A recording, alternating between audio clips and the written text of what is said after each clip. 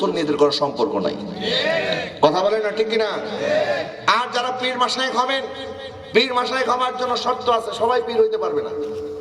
পীর হওয়ার জন্য তার কাছে শরীয়তের ইলম লাগবে, তিনি একজন আল্লাহর বুজুর্গ বান্দা হতে হবে, যারা মানুষকে পথ প্রদর্শন করবে। এরা নিজেরা যদি পথ না চিনে মানুষকে কেমনে পথ প্রদর্শন করবে? এখন বর্তমান সময় একটা পুঁজিহীন ব্যবসা, এটার নাম পিরালি করা। এটার নাম পুঁজিহীন ব্যবসা, কোনো পুঁজি লাগবে না, খালি আমার ভক্ত থাকবে কয়েকজন, আর আমার সম্মান বর্ণনা করার জন্য মাইকে একজনে দাঁড় করায় দেব, সে আমার সম্মান বর্ণনা করবে, আমার হুজুর অমুক, আমার হুজুর তমুক। যাওয়ার সময় হুজুরকে কিছু হাদিয়া দিয়া যাবে। যারা মুরিদের হাদিয়া নিয়ে চলে এরা হচ্ছে ব্যবসায়ী। কথা বলেন না ঠিক কিনা? এরা কখনো হক্কানি পীর হতে পারে? মুরিদকে নামাজের তালকিন করে না, নামাজের কথা বলে না, শরীয়তের কথা বলে না, মুরিদের সাথে পীরের কোনো সম্পর্কই নাই, খালি আসে আর মুরিদের হাদিয়া নিয়ে পকেট বইয়া চলে যায়। এরা হচ্ছে পীর ব্যবসায়ী। এদের হাত থেকেও আমাদের সুন্নি সমাজকে রক্ষা করতে হবে। কথা বলেন ঠিক কিনা? যারা পীরালি নামে বন্ডামি করবে, মাজার নামে ব্যবসা করবে, এই সমস্ত ব্যবসায়ী সম্প্রদায়কে তালাক দেওয়া আমাদের জন্য ফরজ। এদের সাথে আমাদের সুন্নিদের কোনো সম্পর্ক, এরা আমাদেরকে ব্যবহার করতেছে। আমরা পীর ওলিদের কথা বলি, এই ভণ্ড পীরের কথা কই না। আমরা যখন সত্যিকার আল্লাহর ওলিদের কথা বলি, এরপর যখন চলে যাই তখন বলে হুজুর কইছে না পীরের হাতে বায়াত হইতে হবে, আমি হচ্ছে সেই পীর। নাউজুবিল্লাহ। এরকম ভণ্ড পীর আছে না?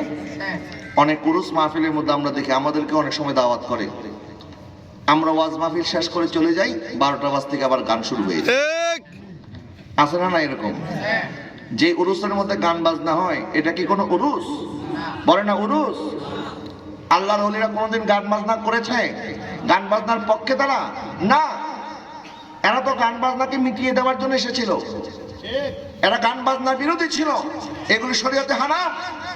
যে সমস্ত মঞ্চের মধ্যে বসে নারীরা গান গাইতেছে, ছেলেরা নিচে বসে আছে উপভোগ করতেছে, এটার নাম দিচ্ছে উরুস। এটা উরুস নয়, এটা জাহেলিয়াতের একটা বর্বর নিদর্শন।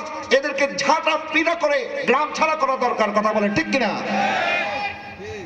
এদের কারণে সুন্নিয়তের বদনাম হয়। আর এরা উরুস মাহফিল কেন লাগায় জানেন? এটাও একটা কারণ আছে। কারণ এরা যদি উরুস মাহফিল না লাগায়, মানুষ তাদেরকে পিটা শুরু করবে। এখন পিটার মায়ের হাত থেকে বাঁচার জন্য এরা উরুসটাকে একটা ঢাল হিসাবে ব্যবহার করে। যে সমস্ত বাউল সম্প্রদায় আছে, বাউল গান আগে গাইতো বিভিন্ন এলাকার মধ্যে, জারি গান, বাউল গান, এই গান সেই গান, এগুলির নামে আগে বিভিন্ন জায়গায় তারা প্রোগ্রাম করতো। এখন এলাকার যুবক সচেতন হয়েছে, মুরব্বীরা বলে দিয়েছে আমাদের এলাকার মধ্যে কোনো গান বাজনা চলবে না, কোনো বাউল শিল্পী আসতে পারবে না। এখন এরা ওই এলাকায় কেমনে ঢুকবে, এই জন্য একটা আল্লাহর ওলির নাম ব্যবহার করে পুরুষের নাম দিয়ে এদেরকে হায়ার করে আনা হয়। কথা বলেন না ঠিক কিনা? আবার আমি অনুরোধ করব, অনেক বাউল শিল্পী এরা বিভিন্ন গান লেখছে, এদের তো শরীয়তের কোনো এলিমই নাই।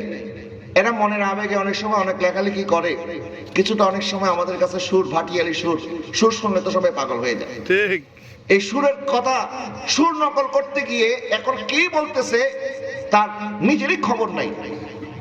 এমন একটা কথা আমার নজরে এসেছে, বলতেছে এক জায়গায় জিকির করতেছে যে আয় মোহাম্মদ কামলিওয়ালা আয় রে আমার বুকে আয়। ঠিক ঠিক বলে না? আচ্ছা, আয় মোহাম্মদ কামলিওয়ালা আয় রে আমার বুকে আয়, আয় রে আমার বুকে আয়, এই কথাটা আমরা বলি বাচ্চা পোলাপানকে আদর করে যে আমার বুকে আয়। তো নবীজিকে আপনি তুই তুকারি করলেন, এটা কি আদব হয়েছে না বেয়াদবি হয়েছে? আয় রে আমার বুকে আয় মানে নবী আমার বুকে আসবে, আমি নবীকে বলতেছি আমার বুকে আয়।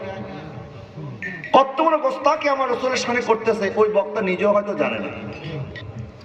আমি একাধিকবার সতর্ক করেছি, একাধিকবার সতর্ক করার পর আজকে আমি প্রকাশ্যে বলতে বাধ্য হচ্ছি, যারা বিভিন্ন কবিতার অংশ এরা পড়েন, এটার মিনিং বুঝেন না, এদের থেকে আমাদের সতর্ক থাকতে হবে। এদেরকে বলতে হবে, নসিহত করতে হবে, আপনি এই সমস্ত বেয়াদবি কেন শেখাচ্ছেন মানুষদেরকে? নবীজি সাল্লাল্লাহু আলাইহি ওয়াসাল্লামের ব্যাপার শব্দ চয়নে সতর্কতা অবলম্বন করার হুকুম করেছেন আল্লাহ। ফরজ ফরজ বলেন, হুকুম করেছেন কে? আমার নবী সাল্লাল্লাহু আলাইহি ওয়াসাল্লামকে কখন আল্লাহ পাক ইয়া মুহাম্মদ বলেন নাই? কখনো ইয়া আহমদ বলেন নাই। অন্য নবী এবং রাসূলদেরকে আল্লাহ পাক যখন ডেকেছেন, ইয়া আদম বলেছেন, ইয়া মূসা বলেছেন, ইয়া ঈসা বলেছেন, ইয়া ইয়াহইয়া বলেছেন, ইয়া যাকারিয়া বলেছেন, কিন্তু আমার নবীকে কখনো আল্লাহ পাক ইয়া মুহাম্মদ বলে নাই। যখন নবীকে ডাকার সময় এসেছে, আল্লাহ পাক কখনো ইয়াসিন বলেছেন, কখনো তাহা বলেছেন, কখনো মুজাম্মিল বলেছেন, কখনো মুদ্দাসসির বলেছেন, কখনো বাশীরান নাযির বলেছেন, কখনো সিরাজাম মুনীর বলেছেন, কখনো ইয়া আইয়ুহার রাসূল বলেছেন, আবার কখনো ইয়া আইয়ুহান নবী বলেছেন। বলেন সুবহানাল্লাহ। নবীকে ডাকার একটা আদব আছে না নাই? আর আপনি বলতেছেন আয়রে আমার বুকে আয়। এরকম আরো কত গানের তালে তালে বাউল শিল্পীরা যেগুলি বলছে, এগুলি কি আমাদের আলেমুল আমাদের মুখে মানায়? নবীর শানে কত সুন্দর কাসিদা লিখেছেন কাববিন জুহাইর, কত সুন্দর কবিতা লিখেছেন হাসান বিন সাবিত, কত সুন্দর কবিতা লিখেছেন হযরত শরফুদ্দীন বুসরি, কত সুন্দর কবিতা লিখেছেন হযরত ইমাম আহমদ রাজা ফাজলে বেরলভী রাহমাতুল্লাহি আলাইহি। আমাদের দেশের কাজী নজরুল ইসলামও তো বাংলা ভাষায় কত সুন্দর সুন্দর আমার নবীর নামে নাত রাসূল লিখেছে। এগুলি আছে না? এগুলি পড়লেই তো যথেষ্ট। আবার কি বাউল শিল্পীদের এই সমস্ত গান গাইতে হয় নাকি? এই জন্য আমি আপনাদেরকে অনুরোধ করব, আমার ভাইদেরকে, এই ভিডিওগুলি হয়তো অনেকের কাছে যাবে, ইউটিউব ফেসবুকের মাধ্যমে অনেকে হয়তো শুনবে। আমি কাউকে খারাপ নিয়তে বলতেছি না, আমি ইসলাহের নিয়তে বলতেছি। এবং আমারও যদি ভুল থাকে আমাকে আপনারা সংশোধন করে দিবেন, কারণ এক মুসলমান আরেক মুসলমানের আয়নার মতো। বলেন আমরা একে অপরের কিসের মতো? আয়নার মধ্যে কি দেখা যায়? নিজের চেহারা। বলেন না কিসের চেহারা? নিজের চেহারা দেখা যায়। আজকে আমরা যদি ভুল করি, আমাদের ভুলের কারণে আজকে বিধর্মীরা মুসলমানদেরকে নিয়ে হাসি ঠাট্টা তামাশা করতে সুযোগ পায়, ঠিক কিনা বলেন না? টঙ্গীর ইস্তেমা নিয়ে এরা মারামারি করে কয়েকজন মারা গেছে। এটা কি মুসলমানদের জন্য ভালো হয়েছে না খারাপ হয়েছে? বিধর্মীরা বলতেছে দেখছো মুসলমান লাইগা গেছে, এখন আমাদের আর দরকার নাই। এখন তারা এগুলো নিয়ে হাসি ঠাট্টা তামাশা করার সুযোগ পাইছে না?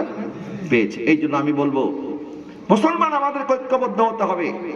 ঐক্যবদ্ধ হওয়ার কোনো বিকল্প নাই, তবে ঐক্যবদ্ধ হব নারে তাকবীর নারে রিসালাত স্লোগানের ভিত্তিতে। কথা বলেন না ঠিক কিনা? নবীর স্লোগানকে মাইনাস করে কোনো ঐক্য হতে পারে না। কথা বলেন ঠিক কিনা? নারে তাকবীর নারে রিসালাত যেখানে আমরা সবাই সেখানে। কথা বলেন ঠিক কিনা? যেখানে নারে তাকবীর সেখানে নারে রিসালাত থাকবে কি থাকবে না? এত জোরে থাকবে কি থাকবে না? নবীর জন্য আমরা আজকে 1400 বছর পর আমার নবীর উম্মত হয়ে আমরা বলতে চাই ইয়া রাসূলুল্লাহ ফিদাকা বি ওয়া উম্মি ইয়া রাসূলুল্লাহ, হুজুর আপনার নামের জন্য আমরা গুনাহগাররা জীবন দিতেও রাজি আছি। আল্লাহ যেন কবুল করে, সবাই বলেন আমিন। নারে তাকবীর, আল্লাহু আকবার, নারে রিসালাত, আহলে সুন্নাত ওয়াল জামাত। আল্লাহ পাক কবুল করে, সবাই বলেন আমিন। বিশেষ করে এই এলাকার যুবক ভাইরা, যে সমস্ত প্রবাসী ভাইরা, আমাদের মুরব্বিয়ানে কেরাম, আমাদের পর্দার মা বোনেরা যারা সহযোগিতা করে আজকের সুন্দর মাহফিল আয়োজন করেছেন, আল্লাহ পাক সবার সহযোগিতাকে যেন কবুল করে, সবাই বলেন আমিন। এই মাহফিলে আজকে আমরা যে আলোচনা করেছি আমাদের সবাইকে আমল করার জন্য আল্লাহ তৌফিক দান করে, বলেন আমিন। এবং আজকের এই মাহফিল হাদিয়া